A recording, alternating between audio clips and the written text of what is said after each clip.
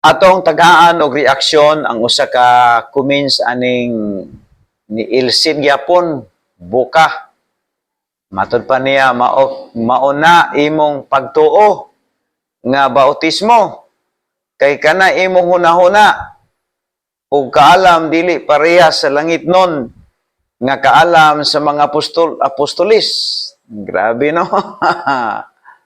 Gigamit sa mga apostolis ang pagbautismo gamit ang ngalan ni Jesus. Gumikan kay siya ang tulo nga imong gisgutan usa lang. Okay guys. Atong sulbaron ang atong sulbaron ang kalibog sa wanis. Kini magong wanis guys, wa man guni sila Holy Spirit. Muna nga inigbasa nila sa Biblia, si Piat. Okay, kini magong bautismo guys, kung imong balikan diri sa Matthew 28, balikan na to sa 28 ha, kay wa man gid kasabot ang wanis ani, wa gid kasabot ang wanis. Ingon si Kristo nga, go ye therefore and teach all the nation. Go ye therefore and teach all the nation, baptizing them. Baptizing them. Sa pag-ingon ni Christ, baptizing them in the name. Kanang in the name diha of the Father, and of the Son, and of the Holy Ghost. Wala man sa maingon nga baptizing them in my name. Wala siya maingon. Maingon siya nga baptizing them in the name of the Father, of the Son, and of the Holy Ghost. So kani siya, pamaagi ni siya sa bautismo sa tubig. Sayop ang gibuhat sa mga wanis, kay muingon man sila nga bautismo in the name of Jesus. So, mo-agree ko ni Ana, guys, kung miingon si Christ, baptizing them in my name. Pag miingon si Christ, baptizing them in my name, tukma, sakto ang wanis. Pero kay dili, wa man sa miingon, baptizing in my name. Ingon sa baptizing them in the name of the Father, and of the Son, of the Holy Ghost. Miingon siya nga, bautismuhi sila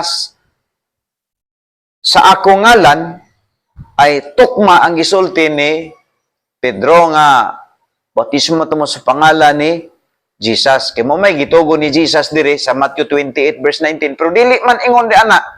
Mingon man sa specific man na, baptizing them in the name of the Father and of the Son and the Holy Ghost. So that is the way of water baptism sa mga tao nga mawalihan sa maing balita. Wa man sa mingon nga bautismo sila sa akong pangalan. Wa man mingon si Jesus ana. Kay kumingsag bautismo sila sa akong pangalan, sakto ang gibuhat sa wanis nga nagbautismo sila pangalan ni Jesus.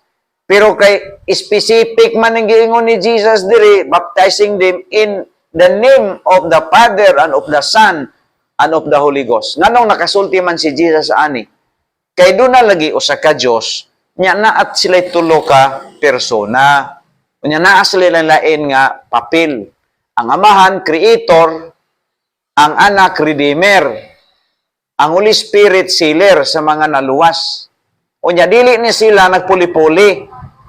Lain-lain sila function, nagdungan sila. Mo nagipamatod-an niya diha sa Matthew 28, Matthew chapter 3 verse 17 nga pagbautismo ni Jesus, doon nagitulo ka persona nga nag-exist na itong higayuna. Una, ang anak nga naa sa suba sa Jordan, gibautismohan ni John the Baptist, o ang salampati nga hulagway sa Holy Spirit, nga mitugdon siyang abaga, duha na. To apoy tingog sa taas nga nag-ingon nga kinisiyang akong pinalangga nga anak, nga kaniya may kalipay ako, tulo na. Pero katong tulo ka persona nga nagpadayag sa bautismo ni Jesus Christ, usa ra to siya ka Dios sa tulo ka persona, wala nagpuli-puli kung dili nagdungan. Okay? Kay ang huna-huna magud sa mga Oneness, ang Amahan nahimong anak, din ang anak nahimong Holy Spirit, ang Holy Spirit ang Ama nahimong anak, din ang anak nahimong Holy Spirit, kanang gitawag nila one God, three manifestation.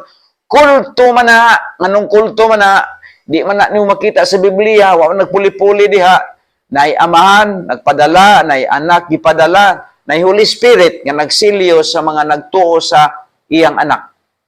So, unsa man na, mo na sakto nga pagsabot. Mo na nga ang Oneness, usa ka dako nga kulto nga, ako ning gitawag Pentecostal. Gitawag sa piste, dangan sa pagpanudlo sa Biblia nga gipang tuis o gipang simang. Okay, amping ta guys kay batikoson tani mga kunihong dagko dire.